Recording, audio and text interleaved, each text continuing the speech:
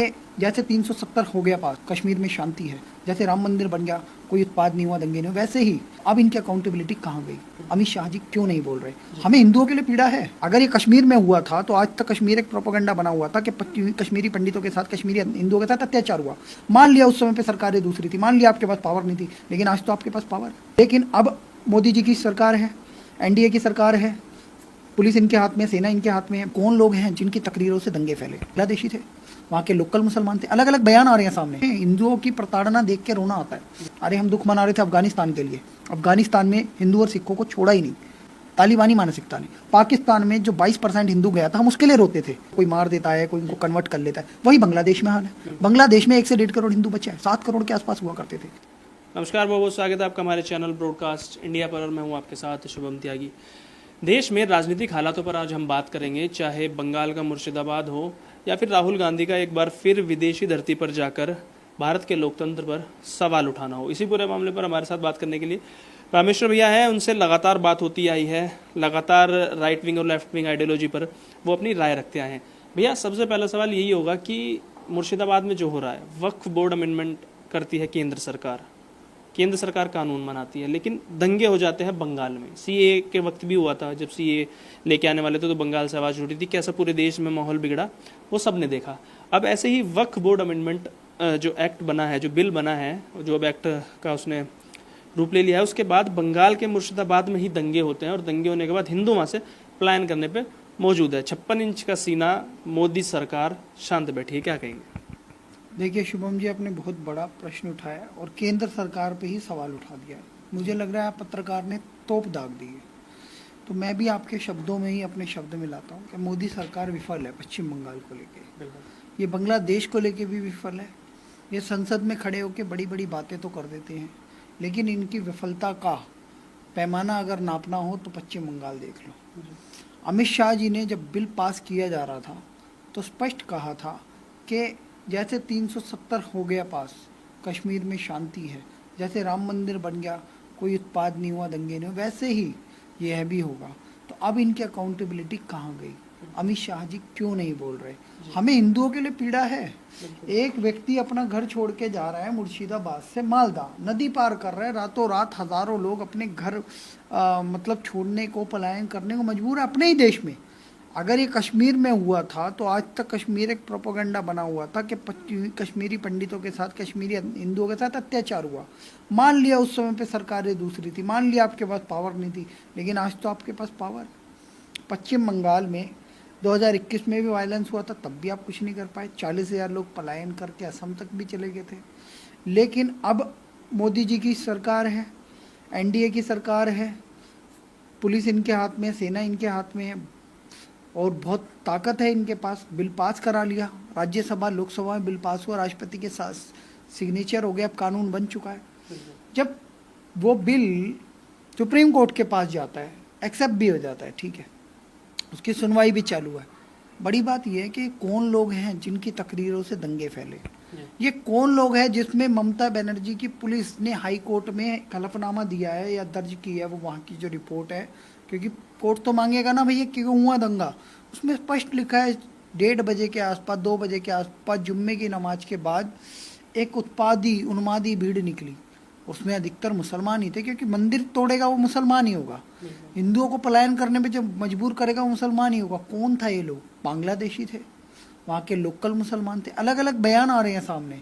शुभम जी, मैं ground report जितनी भी देख रहा हूँ, इसमें हिंदुओं की प्रताड़ना देख के रोना आता है। अपने स्वतंत्र भारत में भी दुख, अरे हम दुख मना रहे थे अफगानिस्तान के लिए, अफगानिस्तान में हिंदू और सिखों को छोड़ा ही नहीं, तालिबानी मानसिकता ने।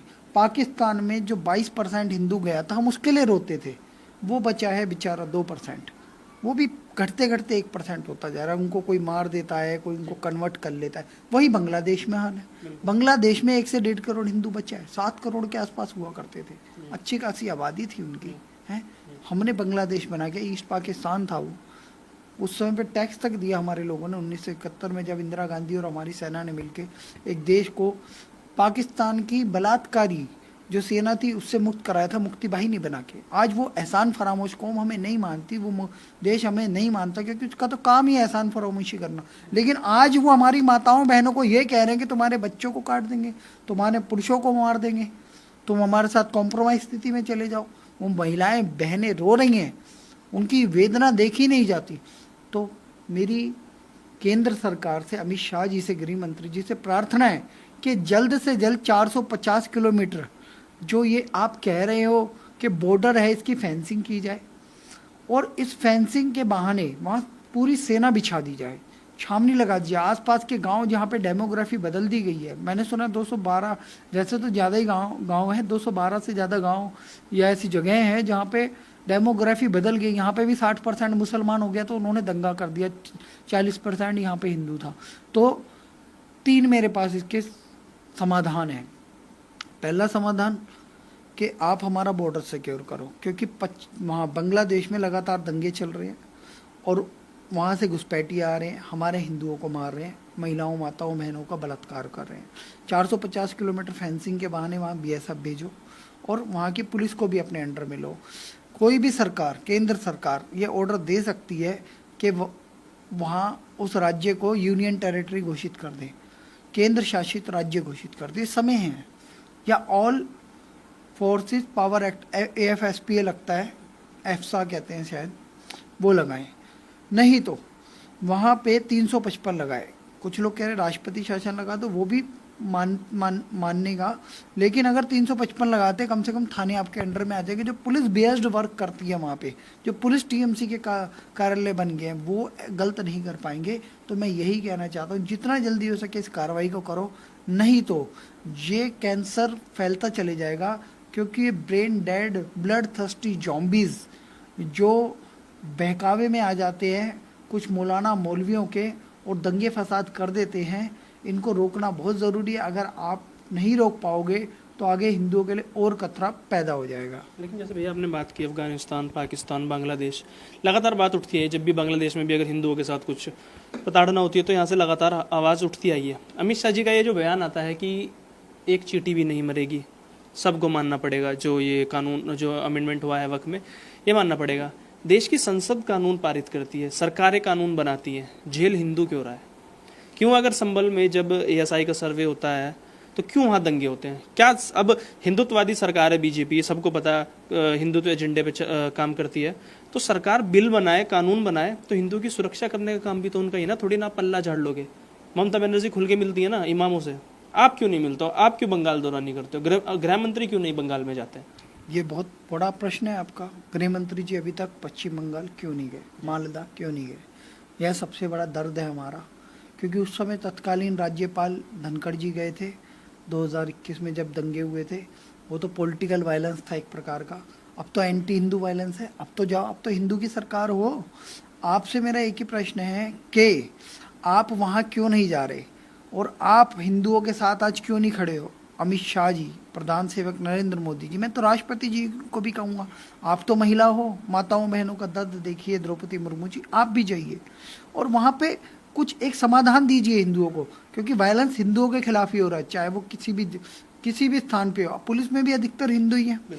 आपने बात करी संभल की, संभल में जो दंगा हुआ था, आपको पता है विष्णु शंकर जैन जी जो राम मंदिर से लेके, कृष्ण जन्मभूमि से लेके अपना काशी में विश्वेश्वर महादेव का केस लड़ रहे हैं, आपको पता है उन पे हमला था। और वो किसकी सुरक्षा में थे? पुलिस की। दंगा जो हुआ है वहाँ पे तो हिंदुओं पे पत्थर नहीं बरसाए गए जी, वहाँ पे टोटली पुलिस पे पत्थर बरसाए गए।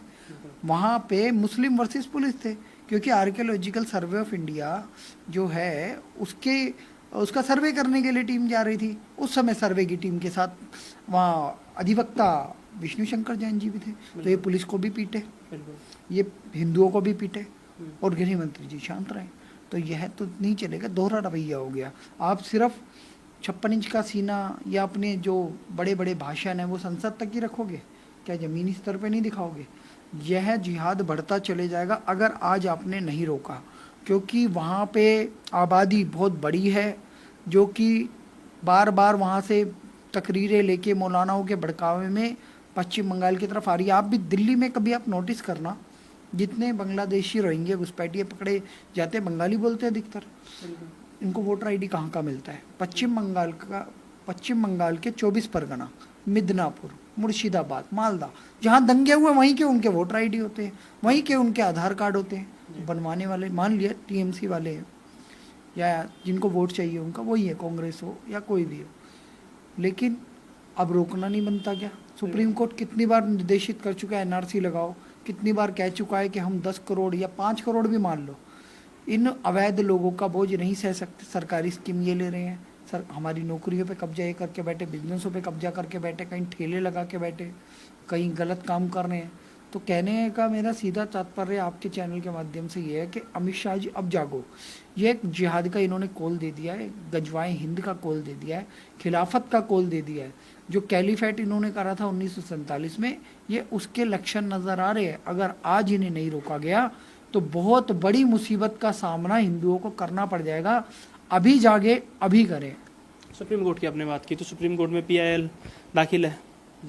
5 तारीख तक के लिए स्टे लग गया है, मतलब ऑफिशियल स्टे ना हो बट वो स्टे लग गया है कि अभी आप उसमें कोई भी चेंजेस नहीं कर सकते हैं। तो सुप्रीम कोर्ट पर भी सवाल उठ रहा है। लोग कह रहे हैं कि अगर, जैसे विष्णु शंकर जैन जी ने कहा था कि अगर हम पहले वक्फ को लेकर जाते थे सुप्रीम कोर्ट पर, तो सुप्रीम कोर्ट का ये कहना होता था कि आप पहले लोअर कोर्ट जाइए, हाई कोर्ट जाइए। लेकिन जब विशेष धर्म के समुदाय के लोग गए, तुरंत उस पर सुनवाई की गई और वक्फ बाय यूज़र और गैर मुस्लिम लोगों की जो मौजूदगी अब होने वाली है वक्फ बोर्ड में, उसको लेकर भी उन्होंने कई सवाल खड़े किए हैं। तो सुप्रीम कोर्ट का भी कहीं ना कहीं समर्थन मिल ही रहा है फिर इन लोगों को। देखिए, सुप्रीम कोर्ट पे टिप्पणी अभी जो करी है सबसे बड़ी, देश के उपराष्ट्रपति जगदीप धनखड़ जी ने करी है। ये कहा है कि आप एक लिमिट में बोले, आप हमारे राष्ट्रपति को निर्देशित नहीं कर सकते, टाइम बाउंड नहीं कर सकते, 3 महीने में फैसला देना पड़ेगा। उससे भी आगे जाके आपके जैसे एक पत्रकार हैं प्रदीप जी, आज का भारत कुछ एक अखबार, एक यूट्यूब चैनल है, मैं उनकी वीडियो सुन रहा था, तो उन्होंने कहा है कि 10 बिल पास हो चुके हैं तमिलनाडु में, जिसमें कि टाइम बाउंड किया था 90 दिन के अंदर आप हाँ या ना बोलो, नहीं तो पास माना जाएगा, सरकार के बिल में फेवर में माना जाएगा। तो ऐसे जो बिल दिए गए उसमें क्या हुआ कि वो, आपको पता तमिलनाडु में सरकार चल रही है स्टालिन की, तो स्टालिन ने क्या बयान दिया था कि हिंदू धर्म, सनातन धर्म डेंगू मलेरिया है, एड्स तक बोल दिया था। अब ऐसी मानसिकता वाले एंटी हिंदू बिल ही लाएंगे। उनको रेकमेंड कर दिया जाता है राज्यपाल द्वारा राष्ट्रपति को, राष्ट्रपति भी तो समीक्षा करेंगे तभी तो कुछ करेंगे। लेकिन सुप्रीम कोर्ट कह रहा है 90 दिन के अंदर इस बिल को पास करो, हाँ या ना कुछ बोलो, या तो कैंसिल करो या पास करो, नहीं तो ऑटोमेटिकली मान लिया जाएगा। संविधान की धारा 142 जहाँ तक मुझे आ रहा है, आर्टिकल 142 के तहत ये लोग अपनी मनमानी कर रहे हैं। इसी पे निशिकांत दुबे जी ने कहा LGBTQ को लेके अभी अमेरिका में चल रहा है कि पुरुष और महिला 2 ही माने जाएंगे जेंडर, ये तीसरे जेंडर के तहत एक एजेंडा चलाया जा रहा है पूरे देश में, पूरी दुनिया में। तो अमेरिका में तो पास हो गया, लेकिन भारत में 377 लागू है। तो वो यही कहना चाहते थे, कुछ महत्वपूर्ण प्रश्नों जब उठते हैं तब तो वो कुछ नहीं बोलते, जैसा कि हमारे अधिवक्ता विष्णु शंकर जैन जी की आपने चर्चा की, वो सुप्रीम कोर्ट वो जाते हैं लेके कि भाई वक्फ बोर्ड यहाँ पे मंदिरों पे कब्जा कर रहा है, ये कर रहा है, वो कर रहा है, गलत कर रहे हैं, इन्होंने इतनी संपत्ति हड़प ली है, सरकारी संपत्तियों पे कब्जा कर रहे हैं। तो वो कहते हैं यहाँ क्यों आ गए तुम डायरेक्ट, जाओ पहले हाई कोर्ट जाओ, हाई कोर्ट से आओ। लेकिन संसद का पास किया हुआ बिल सुप्रीम कोर्ट एक्सेप्ट कर लेता है। यह कितनी सही बात है। ये दोहरे मापदंड जो सुप्रीम कोर्ट के हैं, इस पे भारतीय जनता पार्टी के सांसद डॉक्टर निशिकांत दुबे जी ने साफ कह दिया है कि CJI की वजह से देश में गृह युद्ध छिड़ जाएगा। छोटे छोटे गृह युद्ध चालू हो गए हैं, ये धार्मिक युद्ध ही तो था। उन्होंने कहीं भी ये कहा कि हम वक्फ बिल का विरोध करें इसलिए हम हिंदुओं को निकाल रहे हैं, उन्होंने तो सिर्फ हिंदुओं को निकाल दिया। बहाना क्या दिया, वक्फ बोर्ड का प्रदर्शन कर रहे थे। तो कहने का मकसद है वो बहाना कुछ भी देंगे, जिहाद वो करेंगे। आज इस जिहाद को भी रोकना ज़रूरी है और सुप्रीम कोर्ट इन जिहादियों की ही सुनवाई क्यों करता है, इस पर भी कार्रवाई जरूरी है। एक बात और मैं जोड़ देता हूँ आपकी बात में, एक बड़े सीनियर वकील हैं कपिल सिब्बल, अभिषेक मनु सिंह भी, ये पूरे कोर्ट को मैनेज करते हैं। आपको पता है, अभी मैं अश्विनी उपाध्याय जी का एक पोस्ट पढ़ रहा था, उसमें स्पष्ट लिखा है कि कोई भी वकील वो नहीं कर सकता, अपना वकालतनामा नहीं कर सकता या पेश नहीं हो सकता अगर वो किसी सरकारी पोस्ट पे है या किसी जॉब में है, कहीं से सैलरी पा रहा है तो। लेकिन ये कर रहे हैं, इन पे कोई कंटेप्ट ऑफ कोर्ट नहीं है, कोई कोर्ट इन पे कार्रवाई नहीं करता है। तो ये दोहरे चरित्र क्यों। और एक बात, यशवंत वर्मा एक अधिवक्ता और एक जज हुए हैं, उनके घर से 800 करोड़ रुपए पाया गया कैश। दिल्ली पुलिस ने रिकॉर्डिंग भी की थी, फायर ब्रिगेड ने भी रिकॉर्डिंग करी थी, फायर ब्रिगेड का बयान भी बदलते हमने देखे उनके अधिकारी के। और उस जज को इन्होंने कोई एफआईआर नहीं होने दी। इनकी इतनी प्रिविलेज है, इतनी पावर इन्हें मिली हुई है कि उस भ्रष्टाचारी जज को, जिसने हेमंत सोरेन का केस सुना, दिल्ली दंगों का केस सुना, एयरटेल मैक्सिस का केस सुना, जिसमें बताते हैं कि इसने पैसे लिए, 800 करोड़ उसको कहाँ से मिले? हेमंत सोरेन ने दिए होंगे, जेएमएम वाले ने। जेएमएम का तो चुनाव था पिछले दिनों, आपने देखा होगा झारखंड में। तो यह सब कॉन्स्पिरेसी थ्योरी तो है, देश के खिलाफ षड्यंत्र चल रहे हैं जजों के माध्यम से, सुप्रीम कोर्ट के माध्यम से। आप कितना भी कुछ कर लो, वापस जाके वहां पे रोक देंगे। ताहिर हुसैन दिल्ली में चुनाव लड़ रहा है, दिल्ली दंगे करने के बाद 2020 में दंगे हुए थे सर, आज 2025 में आप बैठे हो, शायद उसी एरिया से आप आते हो, कल के दिन आपके भाई बहन या आपके साथ भी कोई घटना घट जाती तो क्या हो जाता? आपको फील नहीं होती है बात? एक अंकित शर्मा आईबी अधिकारी को मार दिया इन लोगों ने, आपने तो देखी होगी वो फोटोएं, कितनी हृदय विदारक थी हैं। आपने एक हेड कांस्टेबल को मार दिया, रतन को, शायद रतन नाम था उनका। ऐसे बहुत से लोग वहां मारे गए और उन्हें ये जमानत दे देते हैं। तो कहने का मकसद है, इनको 800 करोड़ रुपए इनके घर पे पाए जा रहे हैं। चंचूड़ पे अब एफआईआर हुई है रिटायर होने के बाद। ये भ्रष्टाचारी जजों पे भी कार्रवाई होनी चाहिए, जो कि देश को अनस्टेबल करना चाहते हैं और सरकार को बार बार सरकार के कार्यों में बाधा डालते हैं। एक बात और मैं जोड़ देता हूँ, क्षमा चाहूंगा, मैं आपका थोड़ा ज़्यादा टाइम ले रहा हूँ। आपने किसान आंदोलन देखा, देश की सड़कें जाम कर दी, लाल किले तक पे चढ़ गए लोग।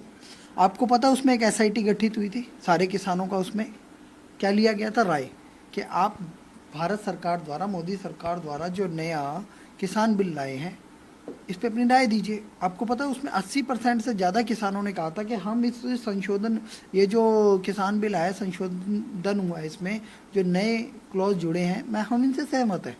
लेकिन वो रिपोर्ट पता है कब आई? मोदी जी वेट करते रहे 2-3 महीने तक, 2 महीने 3 महीने तक से ज़्यादा ही वेट किया। और मोदी जी ने कहा कि भैया अब गुरु नानक देव जी का जन्मदिन दिवस है, प्रकाश उत्सव कुछ कार्यक्रम था, उनसे माफ़ी मांगते हुए उन्होंने बिल वापस ले लिया। उसके लगभग 2-3 महीने बाद इन्होंने वो रिपोर्ट सामने लाई, तो उसमें क्या लिखा हुआ था कि 80% से ज़्यादा किसान इस बिल से सहमत थे। लेकिन कुछ किसानों के लिए ये रोडें भी जाम हुई, हाईवे भी जाम हुए, करोड़ों रुपए का नुकसान हुआ और दबंगई देखनी पड़ी, लोगों की हत्याएं हुई वो अलग। तो ये सब हम क्यों झेल रहे हैं? तो ये कानून व्यवस्था का विषय है, यह विषय अमित शाह जी का, यह विषय नरेंद्र मोदी जी का। अभी जागे, अभी करें, नहीं तो बहुत